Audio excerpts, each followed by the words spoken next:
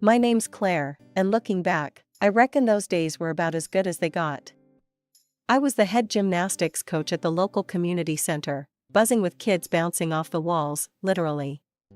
It was there I first met Tom. He wasn't hard to spot, a big guy with a loud laugh, bringing his niece Sophie to gymnastics while her mom worked late shifts. Need a hand with her gym bag? I remember him asking me on a particularly hectic Wednesday, holding up a pink backpack like it was a foreign object. Only if you can keep up, I shot back, watching with a smirk as he tried to dodge a flying foam block thrown by a hyper 5-year-old. From that day, we hit it off. Tom was easy to like, always ready with a joke and the first to volunteer for anything. He'd stick around after class, helping me tidy up while Sophie did cartwheels across the mat. So, Coach Claire, he'd start, leaning against the wall as I organized equipment. Ever thought of trading gymnastics for something less springy? I'd laugh, tossing a jump rope into its bin. And miss all this? Not a chance. What about you? Ever thought of not being a big-time finance guy? He'd shake his head, watching his niece with a smile. Nah, those numbers need me. But it's a nice change being here, you know? We talked like that, easy and open. It wasn't long before our chats turned into coffee dates, and then into dinner plans. A year later, we were married. It felt natural, like I'd known him my whole life. Our families meshed well at the wedding. My parents adored him and his folks treated me like I was one of their own. Anna, Tom's sister, was thrilled. "You're the sister I never had, Claire," she'd say, and I believed her. I never thought I'd give up coaching, but then life threw us a curveball. I got pregnant. Tom and I were over the moon, excited and a bit scared. But it meant I had to step away from the gym, at least for a while. "Babe, you sure about this?" Tom asked one night as we sat on our back porch, the summer air thick around us. "Yeah, it's not forever, just for now. For the baby," I said, resting my head on his shoulder. He kissed the top of my head, squeezing my hand. "Whatever you need, I'm here. We're in this together, right?" "Right," I agreed, but deep down, I was terrified of losing a part of myself to this new role. Still, I was determined to make it work. After all, how hard could it be? Life as a new mom was no joke. I thought coaching rowdy kids had me trained up, but this was a whole different league. When our first, Ellie, came along, it hit me like a ton of bricks. Sleepless nights, endless diapers, and feeding sessions that could last an eternity. 2 years later, Max joined the crew and doubled the chaos. "Are you sure you don't miss those backflips and somersaults?" Tom joked one evening as we collapsed on the couch, both of us worn out from another day of parental Olympics. "Trust me, the acrobatics happening in this house beat any gym routine," I shot back, trying to muster a laugh, but really, I was stretched thin. With Tom's job in finance, keeping him at the office till all hours, it often felt like I was running a one-woman show. I loved our kids to bits, but there were days I barely recognized myself in the mirror. Hair always pulled back, bags under my eyes, and wearing what I jokingly called my mom uniform of spit-up-stained shirts and stretchy pants. "Mama, look." Ellie's voice would pull me from my slump as she dragged her brother, both covered in what I hoped was just mud from the garden. "Guys, seriously?" But before I could finish, they were laughing, and so was I, tired but genuinely amused. The days rolled into each other, each one a repeat of laughs, cries, spills, and the rare, quiet naps when I could sip my coffee still warm. One of those rare quiet moments, my phone buzzed. It was Anna, Tom's sister. "Hey, Claire, how's life in the kiddie jungle?" Her voice was a lifeline some days. "Surviving, just," I sighed, leaning back against the kitchen counter. "You need to get out. Come over this weekend. Mom and Dad want to see the kids, and I could use some adult conversation that doesn't involve cartoons." At Anna's, the change of scenery did wonders. The grandparents cooed over Max, and Ellie was soon lost in a game of hide-and-seek with her cousin, Sophie. I actually had a hot cup of coffee and adult conversation. It was a slice of normalcy that I hadn't realized I'd missed so much.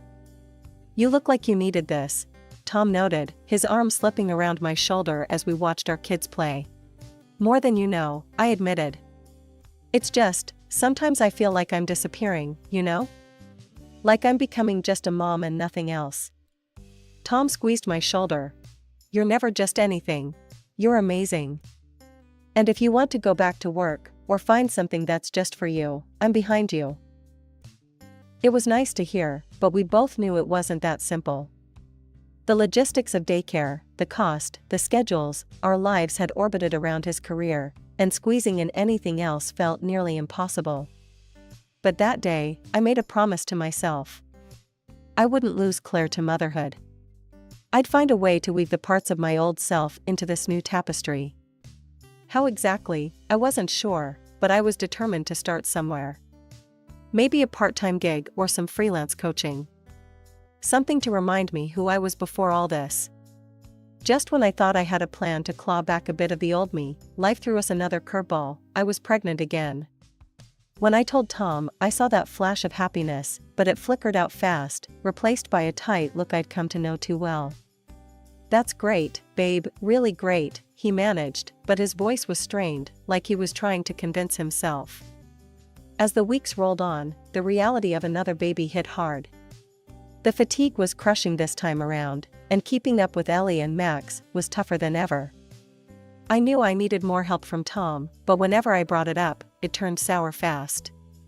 Tom, I need you to pick up a bit more around here. I'm struggling, I said one evening as we faced a mountain of unwashed dishes and laundry. He sighed, pinching the bridge of his nose. Claire, I'm slammed at work. When I get home, I need to rest, not start a second shift with the kids screaming. His words stung, and I bit back tears. It's not like I'm having a blast here. We're supposed to be in this together, remember? He didn't respond, just turned away, his silence a thick wall between us. As my belly grew, so did the distance in our home. Tom started staying away longer, business trips stacking up back to back. When he was home, he'd vanish into his office, door shut, the kids' knocks going unanswered. Ellie, who'd always been Daddy's little girl, tugged at my sleeve one day, her voice small. Why doesn't Daddy come out to play with us anymore? I scooped her up, holding her close. Daddy's just really tired, sweetie. Work's got him all wound up. But excuses were wearing thin, even to my own ears. The day our third, little Ava, was born, I thought maybe things would turn a corner. Maybe seeing her tiny face, holding her, would snap Tom out of whatever funk he'd fallen into. But if anything, it got worse. Coming home from the hospital, I was met with chaos. Toys everywhere, dishes piled high, and Tom, asleep on the couch, oblivious. Tom, wake up. I can't do this on my own, I said, exhaustion seeping into every word. He blinked awake, irritable. What do you want me to do, Claire? I'm not the one who wanted another kid right now. His words felt like a slap. We're supposed to be a team. They're your kids too. He just shrugged, turning back to the TV, the volume going up as if to drown out the needs of his own family. I tried to keep the peace, swallowing down my frustration for the sake of the kids. I'd hush them, shushing their giggles and games. Let's try to keep it down, Ellie, Max. Daddy's resting, I'd whisper, even as resentment brewed hot and heavy in my chest. Night after night, I'd lie awake, Ava in my arms, listening to the silence of the house. Tom's distance was a constant echo, his presence more ghost than husband. That hapless day started like any other, with the usual chaos of breakfast and getting the kids ready. Tom had left last night, muttering about another urgent business trip. I was knee-deep in laundry when the phone rang. Hello, this is Claire, I answered, balancing the phone between my shoulder and ear. Mrs. Thompson, this is Gary, Tom's director. I need to speak with Tom urgently, but he's not answering his phone or emails. Is he available? Gary's voice was edged with frustration. I paused, a frown creasing my forehead. He's on a business trip, I said, the words tasting odd even as they left my mouth. A business trip? Gary's confusion mirrored my own. That can't be right. His job doesn't require travel. In fact, he took time off again just the other day to help at home with the baby, he said. My heart thumped painfully against my ribs. Oh, there must be some mistake, Gary. I'll let him know you called. I hung up, feeling the room spin slightly. The revelation hit me hard. There were no business trips. Where had Tom been going all this time? My mind raced as I pieced together his frequent absences, his disinterest. It all made a terrible sort of sense now. I was still reeling from the shock when Tom came home later that week. I watched him, a stranger in my husband's skin, as he tossed his bag down and headed straight for the shower. Hey, dinner will be ready in 10 minutes, I called out mechanically.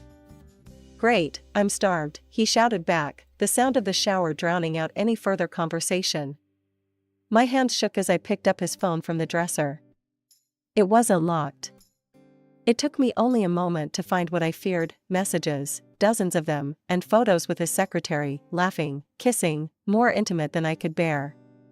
I felt like I couldn't breathe. I forwarded everything to my phone, then erased any sign of my snooping. When Tom emerged, toweling off his hair, he was the picture of normalcy. Long day? I asked, my voice hollow to my own ears. Yeah, just the usual crap, he muttered, flopping down at the dinner table. Why are the kids so loud today? Can't they just keep it down? They're just kids, Tom. They're playing, I said quietly, watching him push his food around his plate. I just need some peace, Claire, he snapped, pushing back from the table and standing. I'm heading to bed. I'm beat. Sure, get some rest, I managed to say, my voice steady, despite the storm raging inside me. He paused at the foot of the stairs, turning to look at me as if he wanted to say more, but then shook his head and continued up. I sat at the table long after he'd gone, the images from his phone burned into my brain. The pain was raw, a gaping wound where trust had once lived. How could he? How long had it been going on? I knew I had to confront him, but not yet. I needed a plan. For me, for the kids. I couldn't just let this slide. But for tonight, I had to pretend everything was normal, for the sake of peace, for the sake of my racing heart and shaking hands. Every day, the weight of Tom's deceit pressed down harder, and every night I lay awake plotting my next move. With my birthday approaching, a plan began to form, a plan that felt more like a desperate need for truth than anything else. Mommy, are we going to have a big party for your birthday? Ellie asked one morning, her eyes wide with the excitement only a child can muster for birthdays. Yeah, a big one, I confirmed, forcing enthusiasm into my voice as I sipped my lukewarm coffee. As the day drew closer, I sent out invites to all our relatives, crafting each word with care, not hinting at the storm that was about to break. Tom, meanwhile, seemed indifferent, buried in his phone, murmuring about work pressures. It's your birthday, Claire. Do whatever makes you happy, he said distractedly when I told him about the party plans. Will you be there? I asked, knowing his answer, but needing to hear it anyway. Of course, he replied without looking up from his screen. But just one day before the party, he dropped the bombshell. Claire, something's come up. I need to go to New York tonight, urgent business. His words were rushed, his eyes avoiding mine. On the eve of my birthday? Really, Tom? My voice cracked, anger seeping through the cracks of my composed facade. I don't have a choice. You know how it is, he said, packing his bag with a haste that spoke of guilt. Yeah, I know exactly how it is, I muttered under my breath. Have a safe trip. He leaned in, his kiss more a formality than a gesture of affection, then he was gone. That evening, the house felt emptier than ever. I watched the door close behind him, a part of me relieved that I didn't have to pretend for one more second in his presence. Then, turning back to the chaos of party preparations, I put on my game face. Ellie and Max were buzzing with excitement, unaware of the tension that hummed in the air. Mom, where do you want the balloons? Max asked, dragging in a bag full of decorations. Let's put some over here, and some by the window, I directed, helping them untangle the strings. why isn't Dad here to help? Ellie's question was innocent, but it stung like salt in a fresh wound. He's really busy, honey. But he wishes he could be. I lied smoothly, tucking a loose strand of her hair behind her ear. The lie tasted bitter, and with each repetition, my resolve hardened. I needed, to expose Tom for who he really was. Not for revenge, but for closure, for the truth to be as clear to everyone else as it was now to me. As night fell, and the kids finally settled down, I looked around at our home, decorated with streamers and balloons, ready for a celebration that felt more like a showdown. I checked my phone one last time, no messages from Tom. The morning of my birthday dawned bright and clear, as if the universe hadn't gotten the memo about the storm brewing in my heart. By mid-morning, our house was bustling with family, balloons bobbing in corners, and the smell of baked goods filling the air. "Happy birthday, sweetheart," my mom greeted me, wrapping me in a warm hug and handing me a beautifully wrapped box. "We're so proud of you." "Thanks, Mom," I replied, managing a smile as I set the gift on the table crowded with other presents. Tom's parents arrived next, his mom clutching a large bouquet of flowers. "Where's Tom, dear?" she asked almost immediately, looking around as if he might be hiding. I swallowed, my stomach churning. "Actually, I need to talk to all of you about Tom," I said, my voice steady despite the trembling inside. The room quieted, all eyes on me. "Can we sit down in the living room? There's something important I need to share." Once everyone settled, the weight of their attention felt like a physical pressure. Tom isn't here because he lied about being on a business trip. He's been lying about a lot of things. Murmurs of confusion rippled through the room. I held up my phone, the screen displaying a photo of Tom with his secretary, closer than colleagues should be. "For years, I believed we were struggling together with the pressures of family and work," I continued, the room hanging on every word. "But Tom has been leading a double life. This is his mistress, and they've been together for a long time." Gasps and murmurs filled the room. Tom's mother put a hand over her mouth, tears filling her eyes.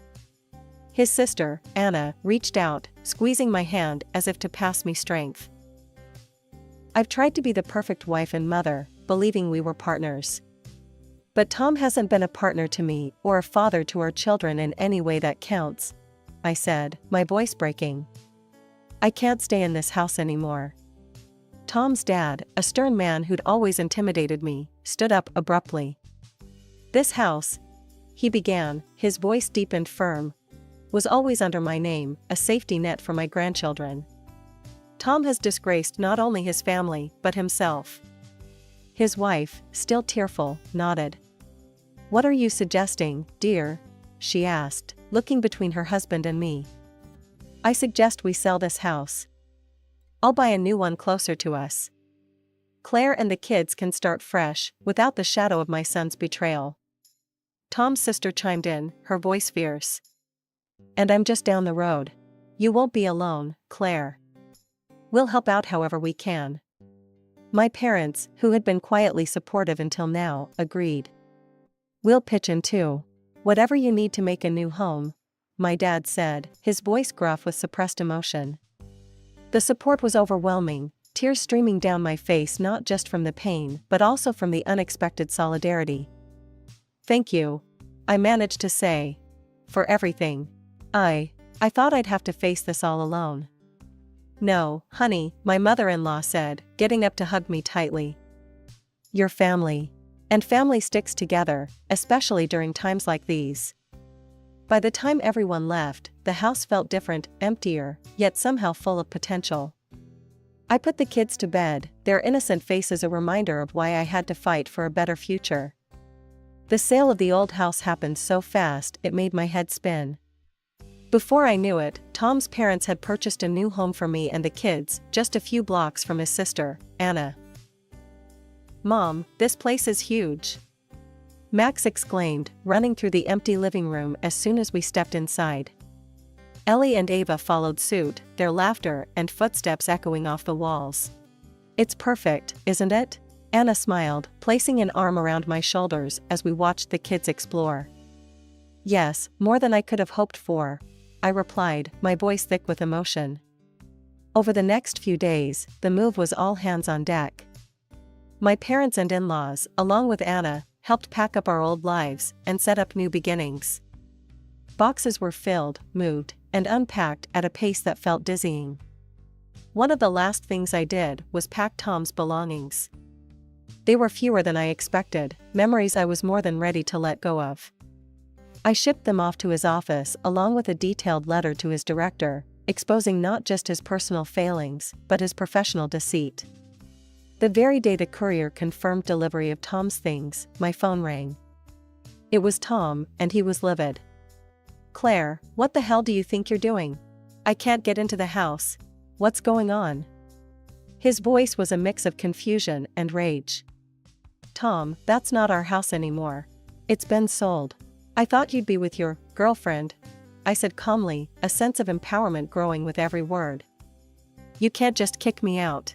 Where are my kids? What about my stuff? He barked back. Your things are at your office. As for the kids, they're safe and happy, far from this mess you've created, I responded, my tone firm. The line went dead, and later, Anna told me Tom had shown up at their parents' home, only to be turned away. He was shouting about rights and fairness, but Mom and Dad were clear. They've seen enough, she said over the phone. And his job? I asked, curiosity getting the better of me. Anna sighed. They've transferred him to another branch. And yes, the secretary was let go. As I processed everything, the weight of the past months seemed to lift slightly. For the first time in what felt like forever, I looked forward to the future. After filing for divorce and going through the legalities, the court granted me not only the divorce but also alimony and compensation, recognizing the hardship and betrayal I endured. It wasn't just about the money, it was validation that I deserved better. Now, I'm rebuilding life in our new home, a safe haven filled with laughter and the pitter-patter of little feet. I returned to coaching gymnastics in the mornings, reigniting my passion and reconnecting with the community. The joy of teaching, of shaping young lives, infused me with energy and purpose. Mama, look what Grandma and Grandpa got us. Ellie shouted one evening, dragging a huge box into the living room with Max's help. What's this now? I laughed, watching them tear into the package with giddy excitement. It's the new building blocks set we saw at the store. Max exclaimed, pieces of brightly colored blocks spilling onto the floor. Your grandparents spoil you rotten, I said, though my heart swelled with gratitude for both my parents and Tom's parents, who, despite everything, remained a steadfast support system. Can we build a castle? Ava asked, her small hands eager to join in. Only if I can be the queen, I teased, settling down on the floor with them. Our evenings were like this, simple, joyful, and full of love. As I watched my children play, I often reflected on how far we had come. Later, after tucking them into bed, I'd sit with a cup of tea, enjoying the calm of the night. It was during one of these quiet moments that Anna called. Hey, Claire, just checking in. How are you guys doing? She asked, her voice always bringing a smile to my face. We're good, Anna. Really good. The kids are happy, and I'm actually enjoying life again, I replied, a truth that felt new and wonderful. That's so great to hear. And Tom?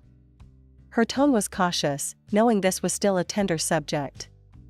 He's with his mistress, from what I heard. Struggling, fighting over money issues because of the alimony and all, I said, not without a twinge of bitterness that quickly faded.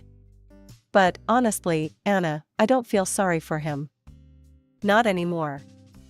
My parents and Tom's had gone above and beyond, helping with the kids, dropping by with groceries, or just calling to say hello. Their love for their grandchildren was unmeasurable, and I was deeply thankful for their presence. Each morning, as I headed to the gym, the sun rising in the background, I felt a sense of accomplishment. I was doing it, balancing work, motherhood, and personal growth. I was more than just surviving, I was thriving. The kids, too, were adjusting well. They loved the new house, their schools, and their friends. They were resilient, bouncing back from the upheaval with the fearlessness of youth. And as for me, the evenings were my sanctuary. Once the dishes were done and the kids' laughter had dimmed to sleepy murmurs, I'd sit back and soak in the peace. I'd sometimes catch myself in the mirror, a smile touching my lips. The reflection showed a woman transformed by trials, but not defined by them.